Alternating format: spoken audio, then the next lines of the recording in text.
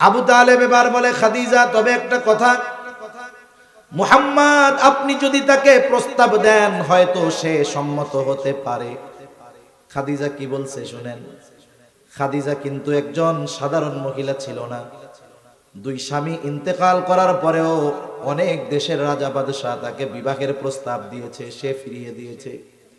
খাদিজা বলে, আবু তালেব মুহাম্মদ ব্যতীত এই কথা যদি আপনি অন্য কারো ব্যাপারে বলতেন আমি কশ্চিন কালেও আপনার প্রস্তাব মেনে নিতাম না। যেহেতু মুহাম্মদ, তার ব্যাপারে প্রস্তাব দিতে আমার কোনো আপত্তি নেই। এবার নবীকে দায়িত্ব দেওয়া হলো, নবীজি সফর শুরু করলেন। আর এই সফরে একজনকে খাদেম দেওয়া হলো, তার নাম হলো মাইসারা। খাদিজার চোখ বলা হতো তাকে। খাদিজা বললেন, মাইসারা সবার খেয়াল রাখবা, বিশেষ করে মুহাম্মাদের ব্যাপারে খেয়াল রাখবা। এইবার লম্বা সফর শেষ হলো। রাসূল সাল্লাল্লাহু আলাইহি ওয়াসাল্লাম মক্কা থেকে যে পণ্যগুলো নিয়ে গিয়েছেন সিরিয়ার বাজারে প্রায় দ্বিগুণ লাভে বিক্রয় করলেন। আবার সিরিয়া থেকে যেগুলো কিনে এনেছেন মক্কার বাজারে প্রায় দ্বিগুণ লাভে বিক্রয় করলেন। সফর শেষ, সব দায়িত্ব নবীজি বুঝায়া দিলেন। এইবার সফরের কারগুজারি শুনতেছে মাইসারার কাছে খাদিজা। সব ঘটনাবলী বর্ণনা করলো, বিশেষ করে আমার আপনার নবীর ব্যাপারে কয়েকটা ঘটনা সে বলছে। বলতেছে, খাদিজা প্রচন্ড রোদ, দুপুরবেলা, আকাশের কোথাও কোনো মেঘ নাই, আমরা পথ চলতেছি। আমি সব সময় দেখতাম মুহাম্মদ যেই জায়গা দিয়ে পথ চলে এক খণ্ড মেঘ সব সময় সূর্যের তাপ থেকে তাকে ছায়া প্রদান করতে থাকে। এরপরে আর একদিন দেখলাম একটা গাছের আড়ালে সূর্যের ছায়া আলো থেকে বাঁচার জন্য একটা গাছের ছায়ায় মুহাম্মদ ঘুমিয়ে আছে।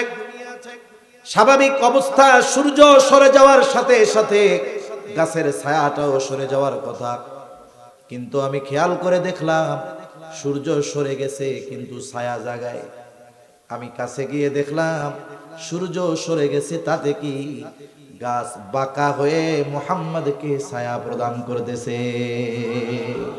আল্লাহ তাআলার কাছে তৌফিক চাই, আল্লাহ তাআলা আমাকে কিছু কথা বলার তৌফিক দেন, যে কথাগুলো আমাদের সবার দুনিয়া এবং আখিরাতের জন্য কল্যাণকর হয়। সকলে বলি আমিন। এই পৃথিবীতে মানুষের কিছু দামি দামি সম্পদ আছে।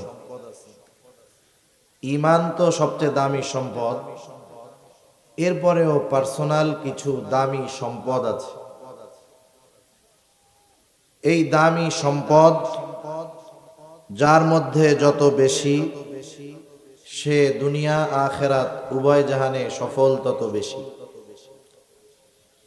আমরা তো টাকা পয়সা, ধন দৌলত, পদ পদবী এগুলোকে সম্পদ মনে করি, কিন্তু মানুষের এই সমস্ত সম্পদগুলোর সাথে এমন একটা সম্পদ আছে যদিও সেটা দেখা যায় না, কিন্তু তার প্রয়োগ বাস্তব জীবনে হয়। সেই সম্পদের নাম কি? বলে সেই সম্পদের নাম হলো ক্যারেক্টার, চরিত্র। চরিত্র এটা মানুষের বড় এক সম্পদ। এজন্য একটা প্রবাদ আছে, আমি আবার ইংরেজিতে দক্ষ না, এমনি বলতেছি, ভুল হইলে চুপ করে থাকেন, লজ্জা দিয়েন না। অনেক সময় বলে, money is lost, nothing is lost, health is lost, something is lost, but character is lost, everything is lost. তাহলে বোঝা গেল সম্পদ যদি বিনষ্ট হয়ে যায় কোনো ক্ষতি নেই, সম্পদ আবার উপার্জন করা যাবে। কিন্তু স্বাস্থ্য যদি বিনষ্ট হয়ে যায় তাহলে সম্পদ উপার্জন করাও সম্ভব না। এজন্য স্বাস্থ্যের ক্ষতি এটা আসলেও ক্ষতি, কিন্তু চরিত্রের ক্ষতি, ক্যারেক্টার যদি নষ্ট হয়ে যায় এর চাইতে বড় ক্ষতি আর কিছুই হতে পারে? সব কিছুই তার শেষ।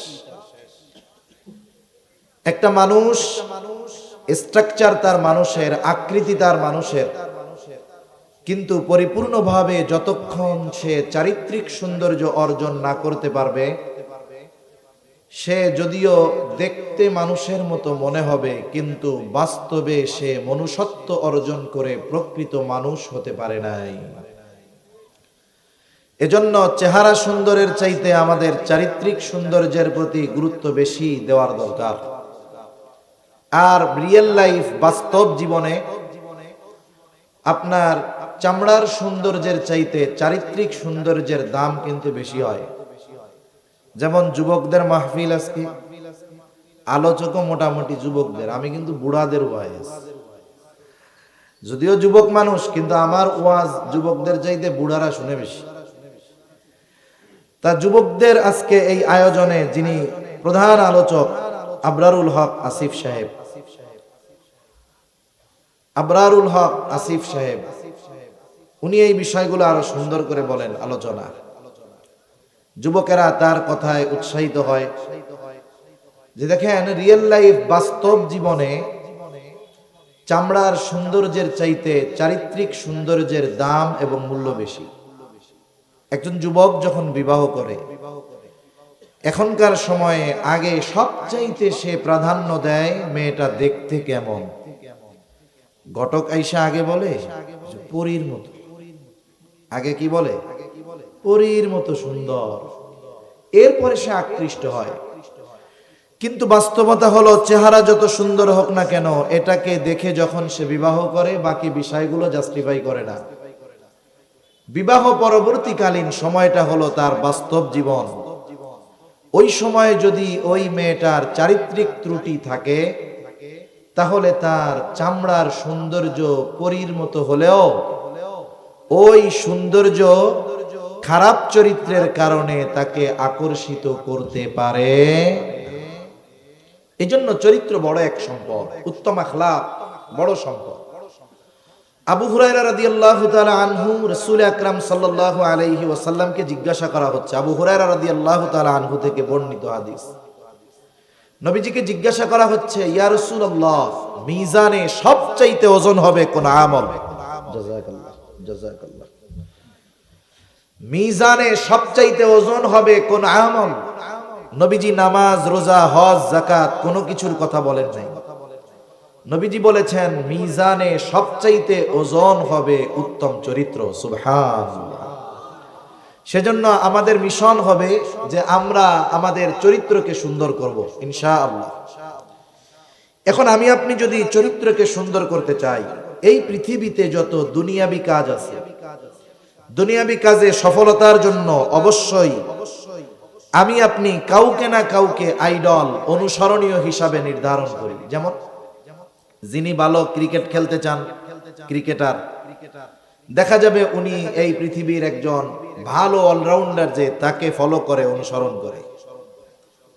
একজন যদি ভালো গান গাইতে চায়, তাহলে ফলো করে কার? বলে যিনি একজন প্রসিদ্ধ গায়ক, তাকে অনুসরণ করে। যিনি ভালো ফুটবল খেলা শিখতে চান, তিনি মেসি, রোনাল্ডোকে অনুসরণ করে। তার মানে দুনিয়ায় কেউ যদি জাগতিক বিষয়ে সফলতা অর্জন করতে চায়, ওই লাইনের সফল ব্যক্তি যে কোনো একজনের অনুসরণ সে করে। ঠিক কিনা বলেন? এখন আমরা যদি আমাদের চরিত্রকে সুন্দর করতে চাই, তাহলে এমন একজনকে আইডল হিসাবে নির্ধারণ করা দরকার, যিনি সৎ চরিত্রের দিক দিয়ে সর্বোচ্চ স্থানে অবস্থান করতেছেন। আর এই ক্ষেত্রে একমাত্র ব্যক্তি যিনি, তিনি হলেন মুহাম্মাদুর রাসূলুল্লাহ সাল্লাল্লাহু আলাইহি ওয়াসাল্লাম। আমরা মূলত নবীজিকে সামনে রেখেই কিছু কথা ইনশাআল্লাহ আলোচনা করব। রাসূল আকরাম সাল্লাল্লাহু আলাইহি ওয়াসাল্লামের আলোচনা করাটা ইবাদত। এই পৃথিবীতে ঈমানের পরে সবচাইতে গুরুত্বপূর্ণ ইবাদত হলো নামাজ। সবচেয়ে গুরুত্বপূর্ণ ইবাদত কি? নামাজ। নামাজের জন্য যখন মানুষকে আহ্বান করা হয়, কিসের মাধ্যমে? আযানের মাধ্যমে। ঈমানের পরে সবচাইতে গুরুত্বপূর্ণ ইবাদত নামাজের দিকে যখন মানুষকে ডাকা হবে, আযান দেওয়া হয়, বলেন তো আযানের মধ্যে আমার আপনার নবীর আলোচনা আছে না নাই? এরপরে আপনি ইকামত দিবেন, মানে নামাজে দাঁড়ানোর জন্য যখন প্রস্তুতি নিবেন, ইকামতের মধ্যে নবীজির কথা আছে না নাই? এরপরে নামাজ শুরু হয়ে গেল, বলেন তো এই নামাজ পড়তে হবে, নামাজের মধ্যেও নবীজির কথা আছে না নাই? সালাম ফিরানো হলো, এখন আপনি চান আল্লাহ তাআলার কাছে একটু চাইবেন, দোয়া করতেছেন। হাদিসের মধ্যে আসছে যতই দোয়া করা হোক, যেই দোয়ার সাথে দুরুদের সম্পর্ক নাই, সেই দোয়া যত বিনয়, যত নম্রতার সাথে করা হোক না কেন, দুরুদবিহীন দোয়া আল্লাহ তাআলা কবুল করেন না। তাহলে রাসূল আকরাম সাল্লাল্লাহু আলাইহি ওয়াসাল্লামের কথা আলোচনা আল্লাহ তাআলা ইবাদতের মধ্যে রেখে দিয়েছেন। এই পৃথিবীর এমন কোন মুহূর্ত অতিবাহিত হয় না, সেকেন্ডও নয়, ন্যানো সেকেন্ড অতিবাহিত হয় না, যেই সময় আল্লাহ তাআলার সাথে আমার আপনার নবীর কথা উচ্চারিত হয় না। সুবহানাল্লাহ। আল্লাহ তাআলাও বলেন ওয়ারাফা'না লাকা যিকরাক, আপনার আলোচনাকে আমি সমুন্নত করে দিয়েছি। বলে যেখানেই আল্লাহ সেখানেই আলোচনা হবে মুহাম্মাদুর রাসূলুল্লাহ সাল্লাল্লাহু আলাইহি ওয়াসাল্লাম। রাসূল আকরাম সাল্লাল্লাহু আলাইহি ওয়াসাল্লাম কেমন চরিত্রের অধিকারী ছিলেন? বিষয়টা আবার এমন নয় যে নবুয়াতির পরে নবীজির চরিত্র সুন্দর ছিল, নবুয়াতির আগে মনে হয় ছিল না। কারণ আমাদের সমাজে অনেক মানুষ আছে হজ করার আগে তার মতো শয়তান আর কেউ থাকে না। অনেক মানুষ আছে তাবলিগে যাওয়ার আগে শয়তানও ওরে দেখে আস্তাগফিরুল্লাহ কয়, আল্লাহ ওর থেকে বাঁচাও। কিন্তু তাবলিগে গিয়া সে সবচেয়ে ভালো হয়ে গেছে, হজ করে সবচাইতে ভালো হয়ে গেছে। এরকম ভালো মানুষ সমাজে আছে না নাই? আগের জীবনে খারাপ ছিল, পরে ভালো হয়ে গেছে। কিন্তু নবীজির এই চারিত্রিক সৌন্দর্য শুধু যে নবুয়াতির পরে তা নয়, এটা নবুয়াতির বহু আগ থেকে নিয়ে। যদি নবীজির চরিত্র নবুয়াতির আগে পরের কেমন উপমা দিতে যাই, একটা উদাহরণ দিলে বুঝতে সহজ হবে ইনশাআল্লাহ। মনে করেন আপনি সৌদি আরব থেকে একটি স্বর্ণের বার কিনে এনেছেন, স্বর্ণের টুকরা, বার, বিস্কিট, যাই বলেন না কেন। 10 বছর আগে কিনে এনেছিলেন। 10 বছর আগে এটাকে সিন্দুকের মধ্যে এমন ভাবে লুকায় রাখা হয়েছে কেউ টেরও পায় নাই। বলেন তো 10 বছর অব্যবহৃত ফেলে রাখা, লুকিয়ে রাখা এই স্বর্ণের বার 10 বছর পরে যদি বাহির করে, কেনার সময় যেমন উজ্জ্বল ছিল, 10 বছর পরে কি ওই উজ্জ্বলতা থাকবে? থাকবে না। উজ্জ্বলতা নাই। তবে কি তার দাম কমে গেছে নাকি? দাম কিন্তু কমে নাই। উজ্জ্বলতা কমেছে, তবে দাম কমে নাই। স্বর্ণকারের কাছে গিয়ে একটু অ্যাসিড পানির মধ্যে চুবনি দিয়ে উঠাবে, একটা ঘষা দিলে দেখা যাবে আবার আগের মতো চকচকা হয়ে গেছে। নবীজির চরিত্র নবুয়াতির আগেও স্বর্ণ, পরেও স্বর্ণ। তফাৎ কি? বলে নবুয়াতির আগে স্বর্ণ, তবে উজ্জ্বলতা কম ছিল, দাম ঠিক ছিল। নবুয়াতির পরে বলে দামও আছে, উজ্জ্বলতাও বাড়ছে, নবুয়াতির পানি দিয়ে ধুয়ে দেওয়ার কারণে, নবুয়াতি দেওয়ার কারণে। তার মানে নবুয়াতির আগে আমার আপনার নবীর চরিত্রে মুগ্ধ ছিল মক্কাবাসী, আর নবুয়াতির পরে আমার আপনার নবীজির চরিত্রে মুগ্ধ হয়েছে গোটা বিশ্ববাসী। রাসূলুল্লাহ সাল্লাল্লাহু আলাইহি ওয়াসাল্লামের চারিত্রিক সত্যায়ন আল্লাহ তাআলা কোরআনে করেছেন। আপনি আমি যদি আমার আপনার কোন সরকারি কাজে চারিত্রিক সত্যায়ন পত্রের দরকার হয়, অনেক সময় এমন ব্যক্তির কাছ থেকে আপনার এলাকার সবচাইতে বড় বুজুর্গের চারিত্রিক সার্টিফিকেট আনতে হয়। এমন ব্যক্তির কাছ থেকে দেখা যাবে সে গম চুরিতে সেঞ্চুরি করছে, তার নিজের চরিত্র ঠিক নাই, কিন্তু সে আপনার এলাকার সবচাইতে ভালো মানুষের চরিত্রের সত্যায়ন করতেছে। আর আমার আপনার নবীজির চরিত্রের সত্যায়ন আল্লাহ তাআলা তো করেছেন, সাথে সাথে নবুয়াতির কম পক্ষে 20 বছর আগে আল্লাহ তাআলা আমার আপনার নবীর চারিত্রিক সত্যায়ন মক্কার কাফেররাও করছে। সুবহানাল্লাহ। রাসূল সাল্লাল্লাহু আলাইহি ওয়াসাল্লামকে কাফেররা নবুয়াতির পরে বারবার হত্যার অপচেষ্টা করেছে। আমাদের দেশে একটা মানুষকে যদি আরেক মানুষের থেকে দূরে সরাতে হয়, মনে করেন আপনারা একজনকে খুব মহব্বত করেন, ভালো মানুষ, তার পেছনে যুবক ভাইয়েরা আছে, তাকে খুব মানে, তার কথায় দিনের উপরে চলে। এখন খারাপ মানুষ চিন্তা করতেছে যুবকদেরকে এই লোক থেকে দূরে সরানো দরকার। সবচাইতে বড় অস্ত্র হলো ওই ব্যক্তির চরিত্রের উপরে আঘাত করা। যদি তার চরিত্র সম্পর্কে কোনো দোষ বের করা যায়, দেখা যাবে তার কাছ থেকে মানুষেরা দূরে সরে যাবে। অথচ দেখেন কাফেররা নবীকে হত্যার অপচেষ্টা করেছে ঠিক, কিন্তু নবীজির চরিত্রের ব্যাপারে কখনো অপবাদ দেওয়ার দুঃসাহস মক্কার কাফেররা করতে পারে নাই। তারাই নবুয়তির কমপক্ষে 20 বছর আগে নবীজির উপাধি দিয়েছে আল আমিন আস-সাদিক। রাসূলুল্লাহ সাল্লাল্লাহু আলাইহি ওয়াসাল্লাম নবুয়তির পরে গোপনে 3 বছর দাওয়াত দিয়েছেন। কয় বছর? জোরে বলেন, কয় বছর? 3 বছর। আল্লাহ তাআলা 3 বছর পরে নির্দেশ দিলেন এখন আর গোপনে দাওয়াত হবে না। আল্লাহ তাআলা বলেন وأنذر عشيرتك الأقربين। আল্লাহ রাব্বুল আলামিন নির্দেশ দিলেন আপনি আপনার নিকটস্থ যারা আছে পরিবার পরিজন আত্মীয় স্বজন বন্ধু বান্ধব তাদেরকে আপনি এবার দাওয়াত দেন। নবীজি সাল্লাল্লাহু আলাইহি ওয়াসাল্লাম নিজ গণ্ডির ভিতরে আল্লাহ তাআলার নির্দেশে আশেপাশের আত্মীয় স্বজনদেরকে দাওয়াত দেওয়া শুরু করলো। একসাথে সবার কাছে এই কথাগুলো কেমনে পৌঁছানো যায়? নবীজি উঠে গেলেন সাফা পাহাড়ে। সাফা পাহাড় হলো আবু কুবাইস পাহাড়ের একটা অংশ। আবু কুবাইস পাহাড়ের অন্যতম একটি বৈশিষ্ট্য ছিল মক্কার কাফেরদের কাছে এই পাহাড়ে উঠে একজন মানুষ, হোক সে আরবি হোক সে অনারবি, হোক সে ধনী হোক বা গরিব, যে কোনো ব্যক্তি যদি বিপদে পড়ে মক্কাবাসীর কাছে সাহায্য চাইতো, দেখতো না ব্যক্তিকে, ওই পাহাড়ের আজমতে মানুষেরা ওই দুর্দশাগ্রস্ত ব্যক্তির সাহায্যের জন্য ছুটে চলে আসতো। ওই আবু কুবাইস পাহাড়ের একটা অংশ হলো সাফা পাহাড়। সাধারণ একজন মানুষ যদি সেখানে ডেকে মক্কাবাসীকে ডাকে তাহলে সবাই ছুটে আসে। আর আজকে ডাক দিয়েছে আল আমিন, দলে দলে সবাই এসে হাজির। আল আমিন, আমাদের ডাকছো কেন? নবীজি এবার তাদেরকে বললেন আমি যদি তোমাদেরকে এই খবর দেই এই পাহাড়ের পেছন দিকে একদল সশস্ত্র বাহিনী তোমাদের উপরে আক্রমণ করার জন্য অপেক্ষা করতেছে, আকুনতুম মুসাদ্দিকিয়া, তোমরা কি আমার এই কথা বিশ্বাস করবা নাকি? নবীজি তাদের কাছে প্রশ্ন ছুড়ে দিলেন। এই প্রশ্ন করার পর উপস্থিত সকলে সমস্বরে বলে মুহাম্মদ, কেন বিশ্বাস করব না তোমার এই কথা?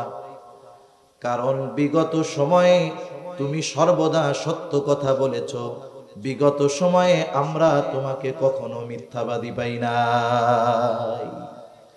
43 বছরে তুমি একটা মিথ্যা কথাও বলো নাই। আমি বলতেছি আপনাদের, শুনতেছি আমরা, খুব সহজ, 43 বছরে মিথ্যা কথা বলি নাই। অথচ দেখা যাবে অনেক ভালো মানুষ সমাজে যে ভালো হিসাবে প্রতিষ্ঠিত পরিচিত, দেখা যাবে সকালে মিথ্যা কথা না বললে তার পেট ক্লিয়ার হয় না। আছে না এরকম কিছু আল্লাহর বান্দা? সকালবেলা বাথরুমে যেয়ে 2 টান না দিলে বাথরুম ক্লিয়ার হয় না। আছে না এরকম বুজুর্গ? হ্যাঁ। অথচ নবীজি গোটা 43 বছরে একটা মিথ্যা কথাও বলেন নাই। জাহেলিয়াতের সময়ও হজ ছিল। প্রতি বছরের ওই হজের মৌসুমে পৃথিবীর বিভিন্ন প্রান্ত থেকে মক্কায় মানুষেরা চলে আসতো হজ করার জন্য, বাইতুল্লাহ দর্শনের জন্য, বাইতুল্লাহ জিয়ারতের জন্য। মক্কার মানুষেরা কাফেরেরা চিন্তা করলো হজের মৌসুম তো চলে আসছে, মানুষেরা যদি মুহাম্মাদের খবর পায় আর মুহাম্মদ যদি তাদেরকে তার পক্ষে নিয়ে যায় তাহলে তো অবস্থা খারাপ, কি করা যায়? তারা সকলে মিলে আলোচনা করার পরে সিদ্ধান্তে উপনীত হলো যে আগন্তুক সকলকে মুহাম্মাদের ব্যাপারে সতর্ক করতে হবে। মানুষদের থেকে, নবীজির থেকে মানুষদেরকে দূরে সরানোর জন্য কাফেররা নবীর ব্যাপারে 4টা শব্দ ব্যবহার করত। কয়টা শব্দ? তারা প্ল্যান করলো মক্কা প্রবেশের যতগুলো রাস্তা আছে প্রত্যেক রাস্তার মুখে এক এক দল প্রতিনিধি দাঁড় করিয়ে দিবে। ওই রাস্তায় যত মানুষ আসবে তারা এলান করে ঘোষণা করে জানিয়ে দিবে, শোনো মক্কায় একজন লোক আছে তার নাম মুহাম্মদ, খবরদার সে কিন্তু একজন পাগল, তার দ্বারের কাছেও তোমরা যাবা না। আর একদিকে প্রবেশ দ্বারে আর এক দলকে দাঁড় করায় দিয়েছে। যারাই ওই রাস্তায় আসে প্রতিনিধিরা ঘোষণা করে দেয়, শোনো মক্কায় একদল একজন লোক আছে তার নাম মুহাম্মদ, খবরদার তার কাছে তোমরা কেউ যাবা না, সে কিন্তু একজন পাগল। আর এক প্রবেশদ্বারে আর এক গ্রুপ দাঁড় করায় দিছে। যারাই আসে তারা ঘোষণা করে জানায় দেয়, শোনো মক্কায় একজন লোক আছে, নাম হলো মুহাম্মদ, সে কিন্তু একজন কবি, খবরদার তার কাছে তোমরা যাবা না। আর এক রাস্তায় আর এক গ্রুপ দাঁড় করায় দিয়েছে। যারাই আসে তাদের কানে পৌঁছায় দেয়, শোনো মক্কায় একজন লোক আছে, তার নাম হলো মুহাম্মদ, সে কিন্তু একজন জাদুকর, খবরদার তোমরা তার কাছে যাবা না। আল্লাহ তাআলার কুদরত কেমন দেখেন। যেই মানুষগুলো পৃথিবীর বিভিন্ন প্রান্ত থেকে মক্কায় আসতেছিল, কেউ চেনে না মুহাম্মদকে, মুহাম্মদ নামে যে একজন আছে কেউ জানতো না।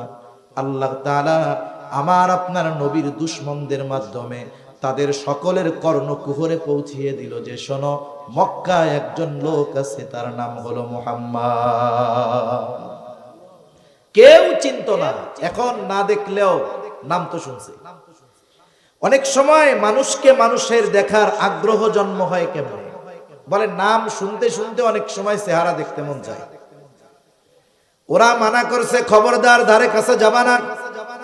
মক্কার মধ্যে যারাই ঢুকে সবার মুখে এক কথা, মুহাম্মদ কোথায়, মুহাম্মদ কোথায়। যারা জাদু প্রেমী এরা যায় জাদু দেখার জন্য খুঁজতেছে, কবিতা প্রেমী তারা কবিতা শোনার জন্য খুঁজতেছে, গণক যারা দেখাবে হাত গণনা করাবে তারা গণক খুঁজতেছে, আর একজন পাগল দেখার জন্য কিছু মানুষ খুঁজতেছে। চিন্তা করে এই লোক তো ছোটখাটো পাগল না, ছোটখাটো জাদুকর নয়, ছোটখাটো গণক নয়, ছোটখাটো কবিও নয়।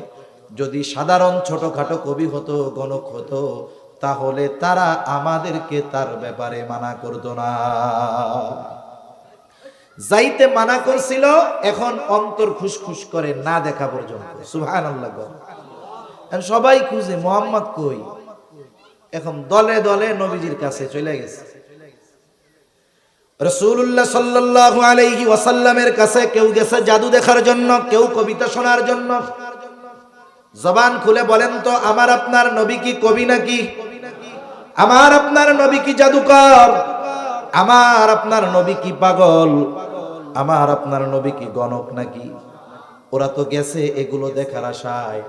বলে নবীজির কাছে জাদুও নাই, কবিতাও নাই, নবীজির কাছে পাগলামিও নাই, নবীজির কাছে হাত দেখানো গণক নয়। কি আছে? বলে নবীজির কাছে যা আছে সেটা হলো আল কোরআন। নবীজির কাছে যারাই যাইতো নবীজি তাদের কোরআন শোনায়া দিতেন। এই যে শীত মৌসুম ভালো মতো শুরু হয়েছে, আজকেও তো মনে হয় বাইতুল মুকাররমে আন্তর্জাতিক কেরাত সংস্থা ইকরার উদ্যোগে আন্তর্জাতিক কেরাত মাহফিল হচ্ছে। এই যে কেরাত মাহফিল গুলো হয়, ফরিদপুরেও হয়তো হবে। মানুষেরা পৃথিবীর বিভিন্ন দেশ থেকে আগত কারি সাহেবানদের জবানে তিলাওয়াত শ্রবণ করার জন্য জড়ো হন ওইখানে। কারা যায়? সবাই আলেম যায় তা না, একেবারে কোরআন শরীফ পড়তে পারে না, কোরআন শরীফ দেখা পড়তেও পারে না, বোঝা তো বহুদূর, তিলাওয়াত শুদ্ধভাবে করা তো বহুদূর, অর্থ বোঝা তো বহুদূর, পড়তেই পারে না। ওই রকম লোকও যায় কি যায় না? অনেক সময় অনেকে অভিযোগ করে, হুজুর কি হয়েছে? কই হুজুর এই পৃথিবীর বিভিন্ন দেশ থেকে কারি আসে, হুজুর এদের মুখে দাড়ি নাই। কি কয়? দাড়ি নাই।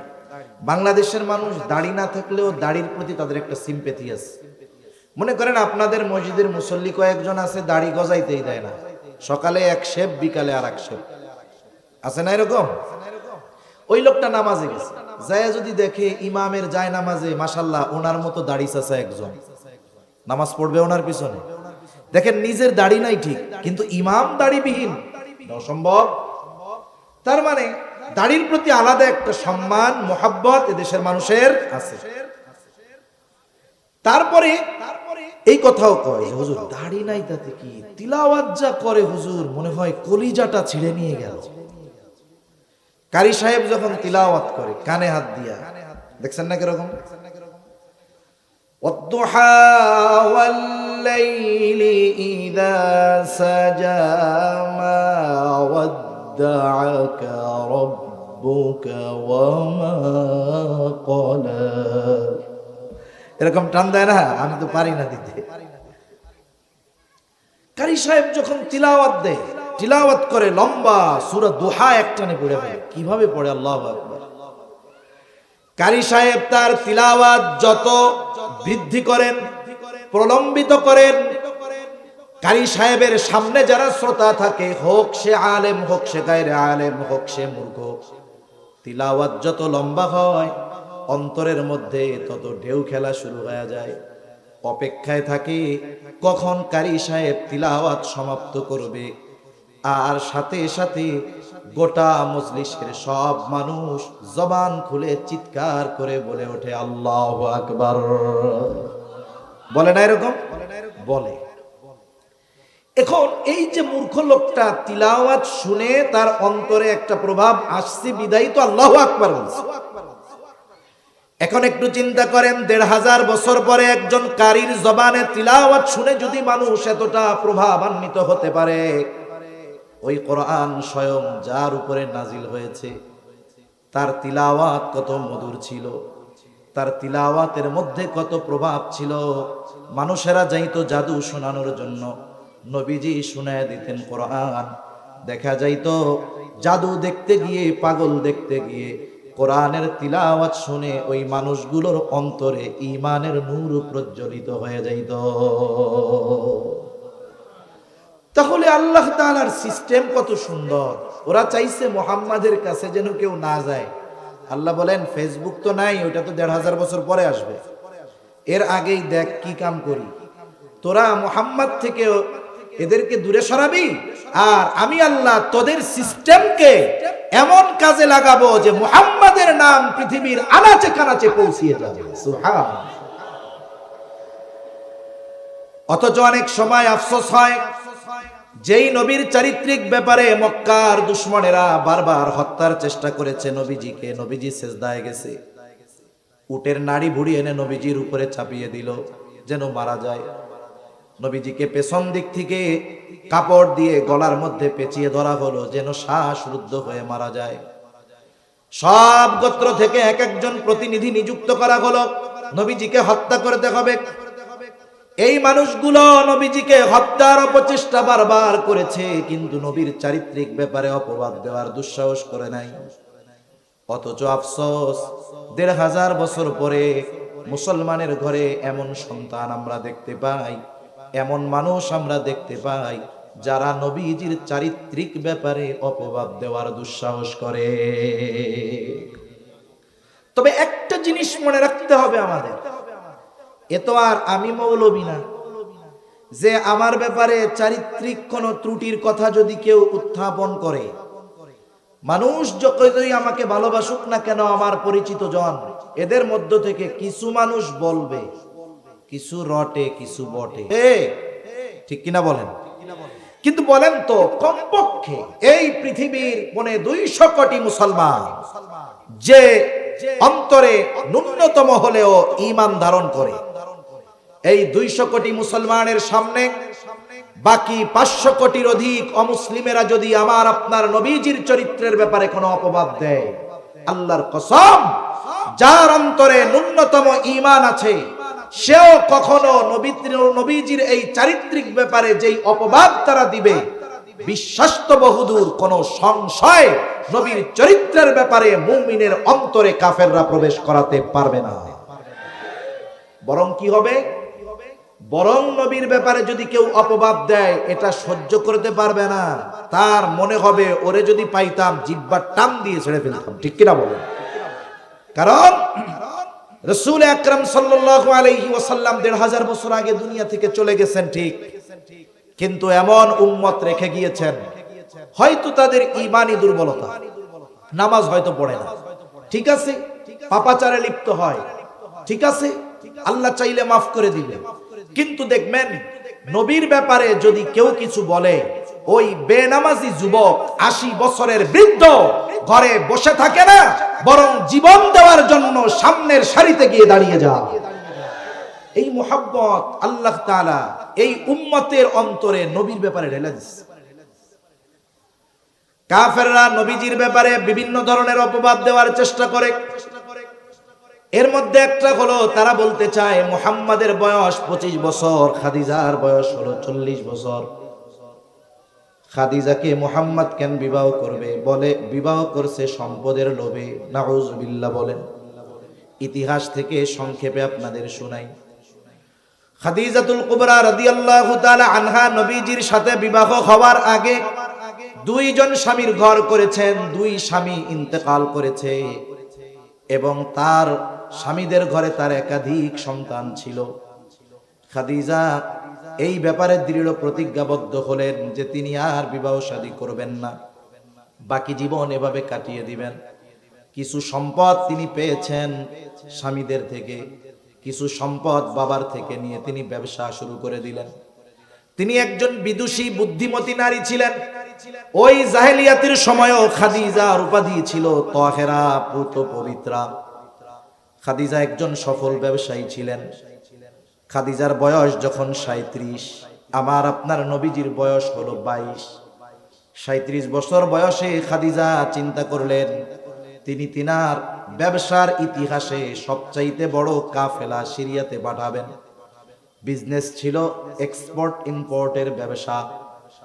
মক্কা থেকে সিরিয়ায় যেই পণ্যগুলোর চাহিদা, মক্কা থেকে সেগুলো নিয়ে সিরিয়ার বাজারে বিক্রয় করা দেন। আবার মক্কার বাজারে সিরিয়ার যেই পণ্যগুলোর চাহিদা, ওগুলো কিনে মক্কার বাজারে বিক্রয় করা দেন।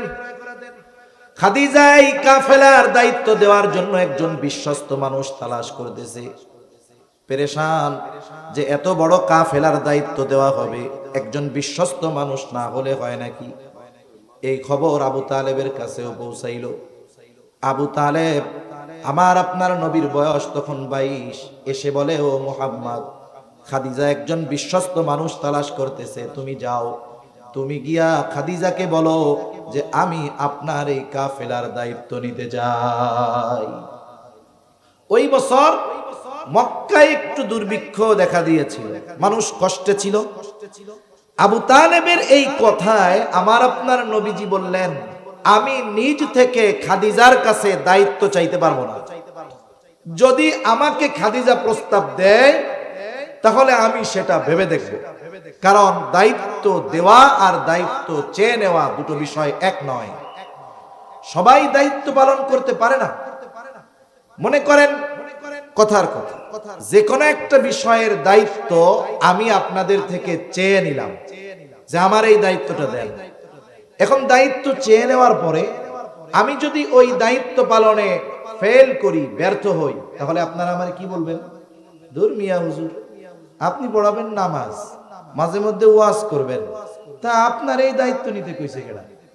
তিরস্কার করবেন কি করবেন না? কিন্তু যদি ওই দায়িত্বটা আপনি আমার উপরে চাপায়া দেন, আমি বলছি ভাই নিতে চাই না, কিন্তু আপনি কি করতেছেন? বারবার চাপায়া দিচ্ছেন।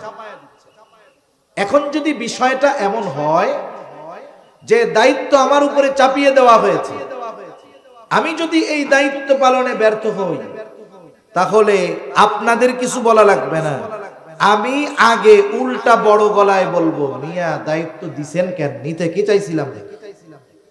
কথা বুঝেন নাই মনে হয়, কথা বুঝতেছেন? তাহলে দায়িত্ব চেয়ে নেওয়া আর দায়িত্ব দেওয়া দুটো বিষয় এক নয়। আবু তালেব চলে গেলেন খাদিজার কাছে, গিয়ে বলে, খাদিজা, আপনি নাকি আপনার ব্যবসায়ী কাফেলার দায়িত্ব দেওয়ার জন্য একজন বিশ্বস্ত লোক খুঁজতেছেন। আমার ভাতিজা মুহাম্মদ, আপনি চাইলে তাকে দায়িত্ব দিতে পারেন। খাদিজার চেহারা থেকে চিন্তার ছাপ দূর হয়ে গেল। বলে, মুহাম্মদ যদি এই কাফেলার দায়িত্ব নেয়, এর চাইতে উত্তম আর কোনো কিছুই হতে পারে না। আবু তালেব এবার বলে, খাদিজা, তবে একটা কথা, মুহাম্মদ আপনি যদি তাকে প্রস্তাব দেন হয়তো সে সম্মত হতে পারে। খাদিজা কি বলছে শুনেন। খাদিজা কিন্তু একজন সাধারণ মহিলা ছিল না। দুই স্বামী ইন্তেকাল করার পরেও অনেক দেশের রাজা বাদশাহ তাকে বিবাহের প্রস্তাব দিয়েছে, সে ফিরিয়ে দিয়েছে। খাদিজা বলে, আবু তালেব, মুহাম্মদ ব্যতীত এই কথা যদি আপনি অন্য কারো ব্যাপারে বলতেন, আমি কশ্চিন কালেও আপনার প্রস্তাব মেনে নিতাম না।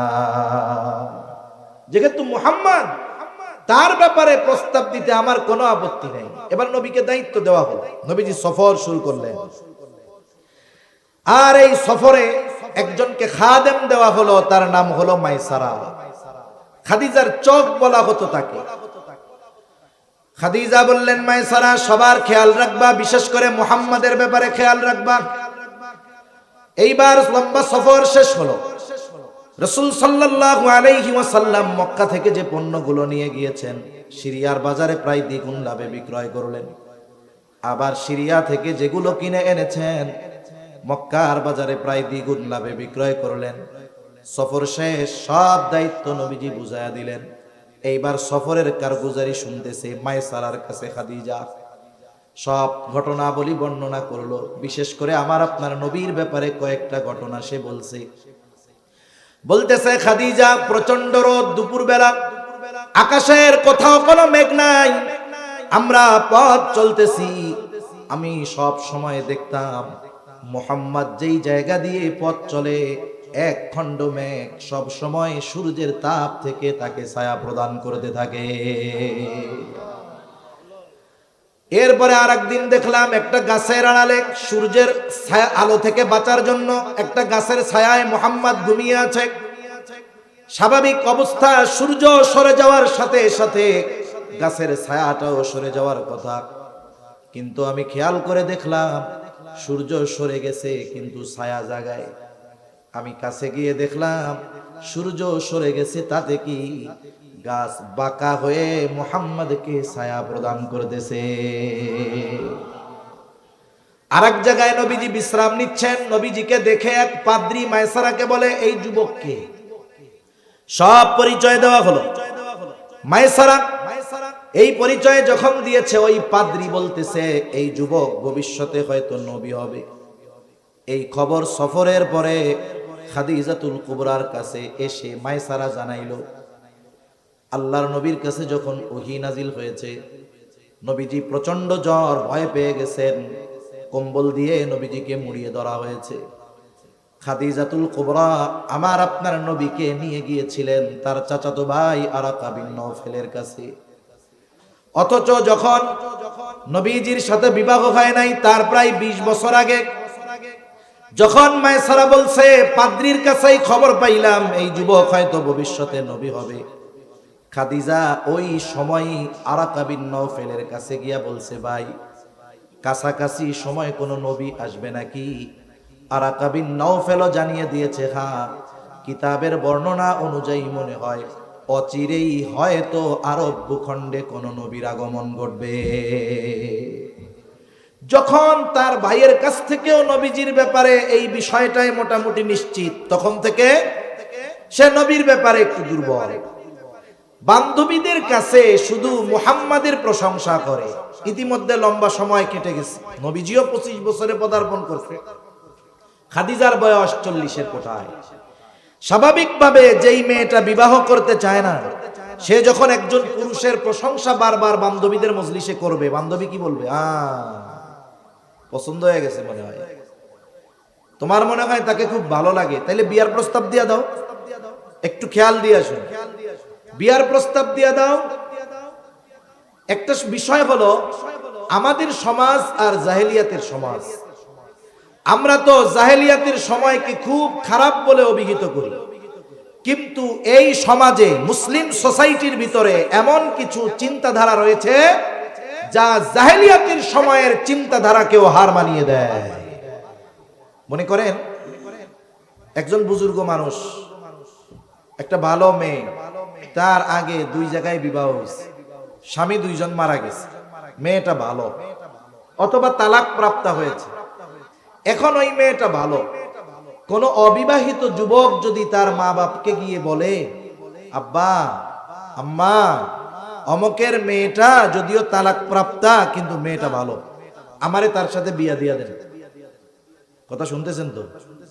যদি যুবক অবিবাহিত গিয়ে মা বাপকে বলে যে অমকের মেয়ে যদিও তালাক প্রাপ্তা কিন্তু মেয়েটা ভালো। আমাদের সমাজের আর একটা সমস্যা আছে, সমস্যা হলো কোন মেয়ে যদি তালাক প্রাপ্ত হয় একতরফা ভাবে শুধু মেয়েকে দোষারোপ করা হয়, কিন্তু বাস্তবতা এমনটা নয়।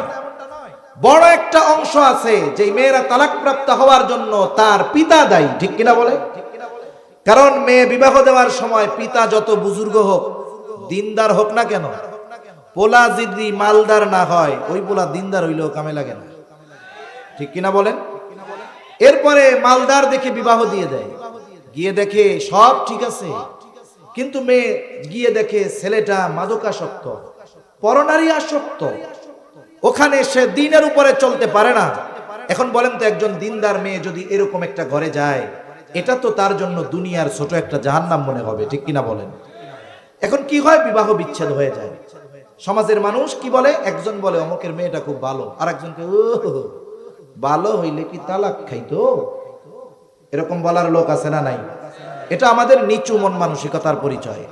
তা আমাদের সমাজে যদি ওই রকম দুইবার তালাক প্রাপ্ত অথবা দুইবার স্বামী মারা যাওয়া কোন ভালো মেয়েকে যদি কোন যুবক আব্বার কাছে গিয়ে বলে যে আমারে তার সাথে বিয়া দিয়া দেন, দেখবে যে সাথে সাথে বাপ মা হার্ট ফেল করে কায়ত হয়ে গেছে।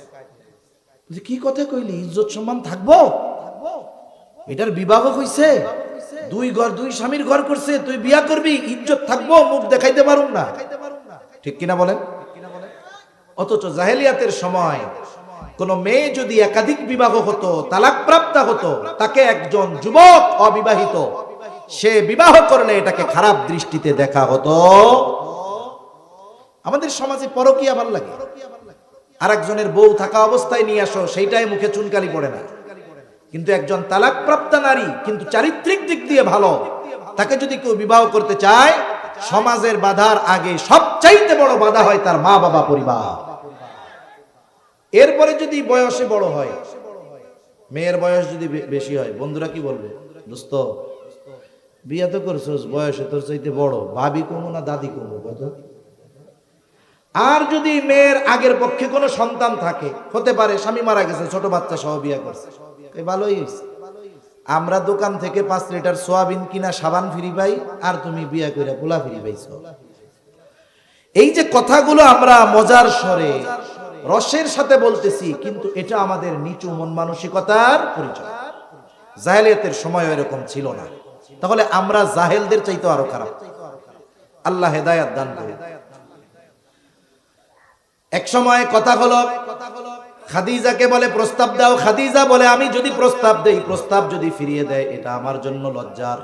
বান্ধবী বলে তাহলে আমি গিয়া কই, বলে তুমি তার মনোভাব জানো, তবে আমার বিষয়টা গোপন রাখবা। এইবার বান্ধবী গিয়ে আমার আপনার নবীজিকে বলে, মুহাম্মদ বিবাহের বয়স তো কম হলো না, বিবাহ কি করবা না? নবী তখন 25 বছর বয়স, আরো 2 বছর আগে সফর শেষ করে আসছে, হাতে টাকা পয়সা নাই। নবীজি বলেন আমার তো টাকা পয়সা নাই, আমি বিবাহ কেমনে করব? মেয়েটা বলে কেউ যদি তোমার সব খরচ বহন করার দায়িত্ব নেয় তাহলে তুমি রাজি আছো নাকি? নবীজি বললেন আমার অভিভাবক আমার চাচা, তার সাথে কথা বলো। লম্বা কথা। একটা সময় আবু তালেবের খুতবায় খাদিজাতুল কুবরার সাথে নবীজির বিবাহ হয়ে গেল। তাহলে প্রথম কথা হলো আমার আপনার নবী বিবাহের প্রস্তাব দেন নাই, প্রস্তাব আসছে খাদিজার পক্ষ থেকে, ঠিক কিনা বলেন? আর আল্লাহ তাআলা কোরআনুল কারীমের মধ্যে জানিয়ে দেন, পবিত্র কোরআনুল কারীমের প্রসিদ্ধ সূরা সূরাতুদ দুহা, এই সূরার মধ্যে আল্লাহ তাআলা নবীজিকে প্রদত্ত নবুয়তের আগে কয়েকটা নিয়ামতের কথা বলছেন। প্রথম নিয়ামত আল্লাহ তাআলা বলেন আলম ইয়াজিদকা ইয়াতীমান ফাআওয়া, আমি কি আপনাকে ইয়াতীম অবস্থায় পাই নাই? তার মানে তিনি আপনাকে ইয়াতীম অবস্থায় কি পান নাই? অর্থাৎ আল্লাহ বলেন আমি কি আপনাকে ইয়াতীম অবস্থায় পাই নাই, ওই অবস্থার উপরে ছেড়ে দেই নাই। উত্তম লালন পালনের ব্যবস্থা আমি আল্লাহই আপনার জন্য করেছি। ওয়াজাদাকা আইলান ফাআগনা, আল্লাহ তাআলা বলেন আমি কি আপনাকে নিঃস্ব অবস্থায় পাই নাই, আর আমি কি আপনাকে ধনী বানায়া দেই নাই? এই আয়াতের তাফসীরের মধ্যে এসেছে ওই যে যেই দিন খাদিজার সাথে আমার আপনার নবীজির সাথে বিবাহ বন্ধন হয়ে গেল, রাতের বেলা খাদিজা এবার আমার আপনার নবীকে বলতেছে মুহাম্মদ এতকাল আপনার সাথে আমার সম্পর্ক ছিল এক ধরনের, এখন থেকে আরেক ধরনের। আজকে থেকে আমি হইলাম আপনার অধীনস্থ।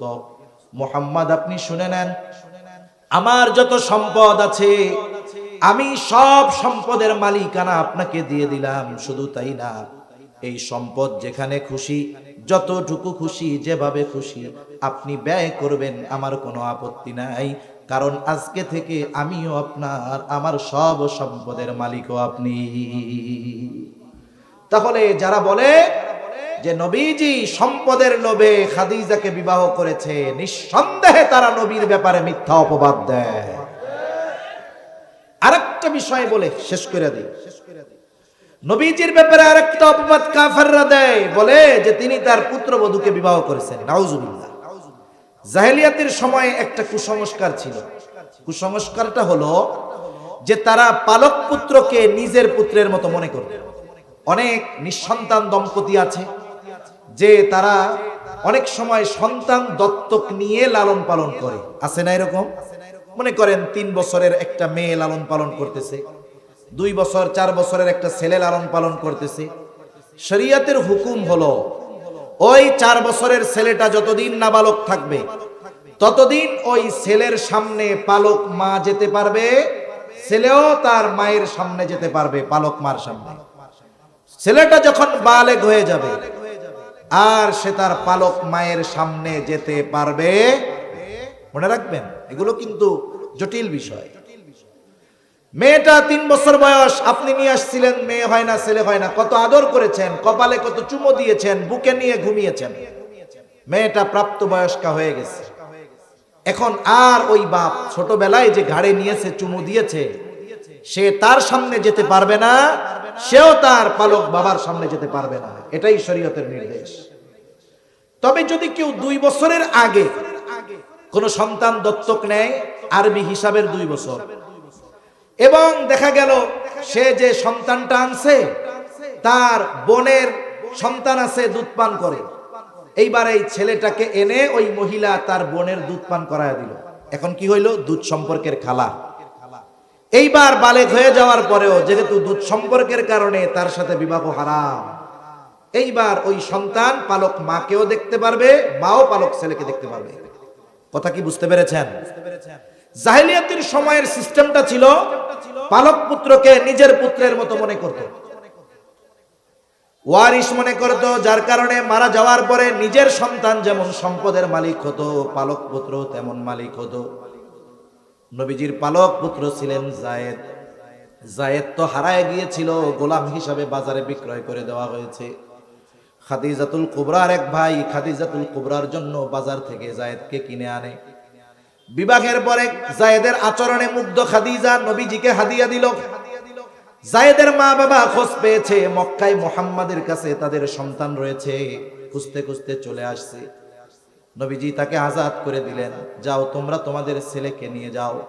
কিন্তু কিশোর বালক যায়েদ নবীজির আচরণে এতটা মুগ্ধ হয়েছে, হারিয়ে যাওয়া মা বাবাকে ফিরে পাওয়ার পরেও মা বাবার সাথে না গিয়ে সে নবীজির সাথে থাকার সিদ্ধান্ত নিয়ে নেয়। যাবেই না। মা বাবাও বলছে তাহলে থাকো, মাঝে মধ্যে এসে দেখা যাবে। এইবার নবীজি এই ঘটনার পরে প্রকাশ্য সবার সামনে ঘোষণা দিলেন, আজকে থেকে যায়েদ আমার সন্তান। একটা সময় যায়েদের সাথে নবীজির ফুফাতো বোন জায়নাব বিনতে জাহাসের বিবাহ দেওয়া হলো, কিন্তু 2 জনের মধ্যে বনাবনি হয় নাই। কারণ তিনি হলেন কুরাইশ বংশের নারী আর যায়েদ আগে গোলামি খেটেছে, 2 জনের মধ্যে বনাবনি হয় না। একটা সময় নবীজির কাছে এই কথাগুলো যায়েদ বলতে বলতে একটা সময় জায়নাব বিনতে জাহাসকে তালাক দিয়ে দিল। আর আল্লাহ তাআলা আমার আপনার নবীর উপরে নির্দেশ নাজিল করে দিলেন, পয়গম্বর আপনার মাধ্যমে শতাব্দীর পর শতাব্দী ধরে চলে আসা কুসংস্কারের কবর রচনা করতে চাই। সুতরাং আপনার পালক পুত্র যায়েদের তালাক প্রাপ্তা স্ত্রীর ইদ্দত শেষ হলে আপনি তাকে বিবাহ করবেন। স্রোতের অনুকূলে নবীজিকে দিয়ে এটা করানো হবে। একটা বিষয় হলো, অনেক সময় অনেক বিষয় আছে বলার চাইতে নিজে করলে এটার প্রভাব বেশি পড়ে। বলার চাইতে নিজে করলে বেশি পড়ে।